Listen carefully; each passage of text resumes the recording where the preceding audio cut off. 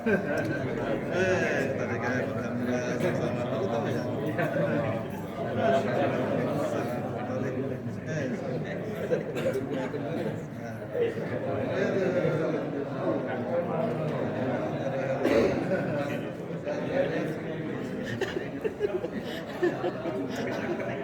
Sehat ya Pak Rustam, sehat alhamdulillah. Amin, amin. Alhamdulillah, mau silaturahmi ke rumah belum jadi. Iya, iya.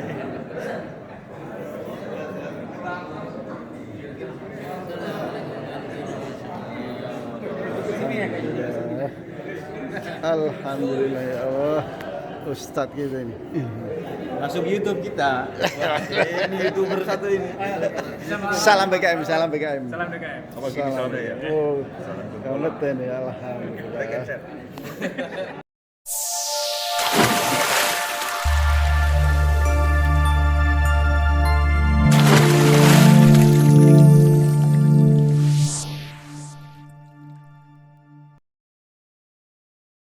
Tema yang dipilih untuk diungkapkan, untuk disampaikan hari ini adalah membangun kebersamaan dan keharmonisan.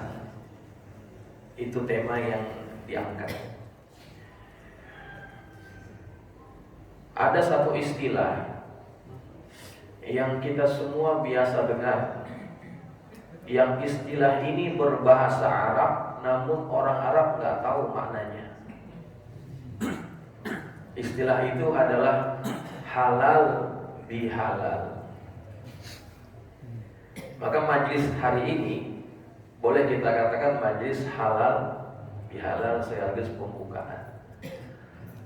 Perkataan halal bihalal bahasanya bahasa Arab, tapi orang Arab kalau ditanya mengkerutkan dahi juga itu. Apaan itu? Karena memang perkataan ini ataupun kegiatan ini murni hasil inisiatif ulama dari Indonesia. Tapi ada dasarnya, nanti saya akan ulas. Siapa yang mencetuskan istilah halal bihalal ini? Disebutkan bahwa yang memulai menggunakan istilah ini adalah Kiai Haji Wahab Hasbullah, salah seorang pendiri Nahdlatul Ulama.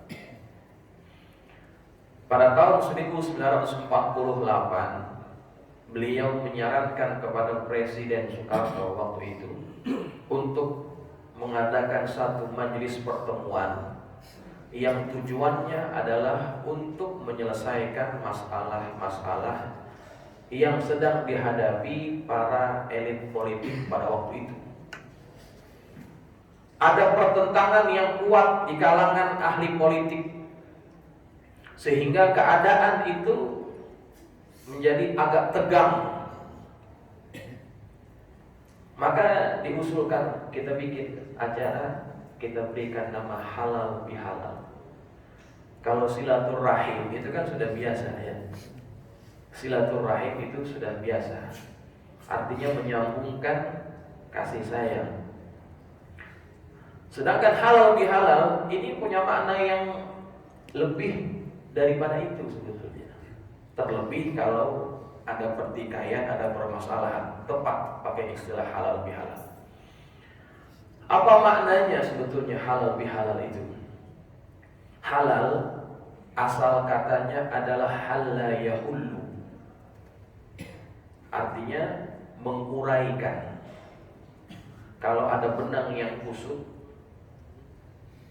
kemudian kita luruskan lagi, kita urai kekusutannya itu, nah itu halla al-aqad contohnya, mengurai ikatan.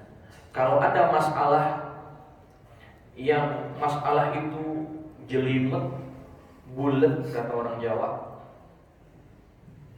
kemudian masalah itu selesai, kita akan katakan halal masalah, kelar masalahnya, lempeng lagi keadaannya. Maka digunakanlah istilah halal. Tujuannya apa? untuk menyelesaikan permasalahan yang barangkali ada di kalangan kita. Kadang-kadang di antara kita ada masalah-masalah yang membuat hubungan kita itu menjadi tidak harmonis. Maka dengan diadakan majelis halal bihalal, diharapkan masalah yang dialami oleh sebagian kita itu bisa terurai. Maka itu maksud daripada perkataan halal. Ada bi-nya. Ada halal, bi. Bi kalau kita terjemah dengan bahasa Indonesia artinya dengan. Tapi kalau dalam bahasa Arab, bi itu maknanya ada 15. Bi saja. Ada seorang pelajar di Timur Tengah, dia buat disertasi S3 itu membahas perkataan ba atau bi. Dari 14 atau 15 makna itu dibahas 5. Jadi tesis. Jadi bapak-bapak yang mau lanjutin masih ada sisanya. Itu baru bak doang jadi tesis. Belum tak, belum tak. Betapa kayanya kata bahasa Arab itu sehingga makna bak saja itu luar biasa. Nah, disematkan perkataan bak untuk menghubungkan antara halal dengan halal, ada baknya. Apa maknanya? Di antara yang sesuai adalah ba bermakna al-musahabah. Al-musahabah artinya apa? Mendekatkan, mempersaudarakan. Ketika ada orang yang bermasalah, ada yang bermasalah, dengan adanya ba ini bisa semakin mengeratkan, mendekatkan, mempersaudarakan lagi. Maka itulah tujuan diadakan majelis halal bihalal. Maknanya mungkin bagi orang yang tidak tahu maknanya biasa, tapi sebetulnya dalam. Maka dari itu majelis halal bihalal tidak akan jadi majelis yang memberi makna kalau majelis itu hanya sekedar bertemu, datang, kemudian tidak menyelesaikan masalah yang terjadi di antara kita. Jamaah yang dirahmati Allah sekalian, sesungguhnya seseorang itu bisa menjadi mulia di hadapan Allah, menjadi penghuni surganya Allah, itu bukan semata-mata karena amalnya yang banyak, tapi yang menjadi tolak ukurnya adalah bagaimana mereka bisa menata hati. Itu yang menjadi ukuran dan pandangan Allah kepada seseorang. Dan apa yang saya katakan ini ada dasarnya. Ada satu hadis, yang hadis ini hadisnya sahih. Ketika Nabi sedang bersama para sahabat, kemudian Nabi berkata, "Yatlu'u 'alaikumul an rajulun min ahlil jannah." Akan datang kepada kalian salah seorang dari penghuni surga. Kalau Nabi sudah katakan begitu, maka jaminan. Karena Nabi adalah as-sadiqul masduq. Ngomongnya pasti benar dan dibenarkan oleh yang maha benar. Maka para sahabat, mereka manjangin palanya, manjangin lehernya. Untuk apa? Untuk melihat, mencari tahu siapa lelaki yang dimaksudkan oleh baginda Rasulullah SAW. Kemudian tidak lama datang seorang laki-laki dalam keadaan jenggotnya masih basah bekas air wuduknya.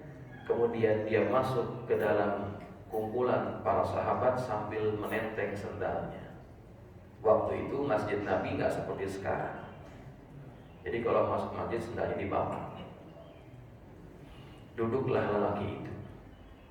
Maka para sahabat tahu yang dimaksudkan oleh Nabi adalah lelaki ini. Pada keesokan harinya Nabi berkata dengan perkataan yang sama, akan muncul kepada kalian seorang daripada ahli surga. Kemudian laki-laki itu juga yang datang.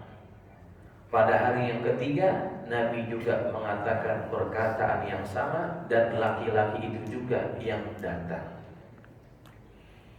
Kemudian ada seorang sahabat Nabi yang dikenal sebagai sahabat yang zuhud, ahli ibadah. Namanya Abdullah bin Amr bin Al-As, anaknya Amr bin As. Ketika lelaki ini pulang, diikuti oleh Abdullah bin Amr bin Al-As. Kemudian Abdullah bin Amr bin Al-As berkata kepada laki-laki ini, dia katakan, wahai Tuhan, boleh tidak Anda izinkan saya untuk menginap di rumah Anda barang 3 malam saja. Sebab saya sudah bersumpah kepada orang tua saya, kepada ayah saya, bahwa saya tidak akan pulang selama 3 hari. Ada masalah yang kami alami. Kemudian diizinkanlah Abdullah bin Amr bin Al-As untuk menginap di rumah laki-laki ini. Maka pada malam harinya Abdullah bin Amr bin As itu tidak tidur. Apa yang dia lakukan? Dia ingin melihat amalan apa yang dikerjakan laki-laki ini sehingga Nabi puji dia menjadi seorang daripada penghuni surga. Itu tujuan dia ingin menginap. Maka ketika dia perhatikan, laki-laki ini tidak mengisi malam harinya dengan qiyamul lail yang panjang, tidak diisi dengan baca Quran yang banyak. Dia hanya berzikir menjelang tidur, kemudian dia isi malamnya dengan tidur. Menjelang subuh dia bangun, dia zikir lagi. Itu yang dilihat oleh Abdullah bin Amr bin As pada malam pertama. Kemudian malam kedua yang dilihat oleh Abdullah bin Amr bin As juga perkara yang sama. Laki-laki ini tidak qiyamul lail dengan panjang, tidak baca Quran dengan lama. Dia hanya zikir menjelang tidur, nanti bangun menjelang subuh zikir. Itu doang. Hari ketiga yang dilihat juga perkara yang sama. Jamaah, ini kira-kira amalan orang ini sama tidak dengan amalan kita? Kita biasanya kalau malam rajin qiyamul lail atau tidak biasanya? Kayaknya panjangan tidurnya daripada qiyamul lail ya. Bangun sih bangun juga, kadang-kadang terbangun juga Ustaz, tapi ngapain? Kencing.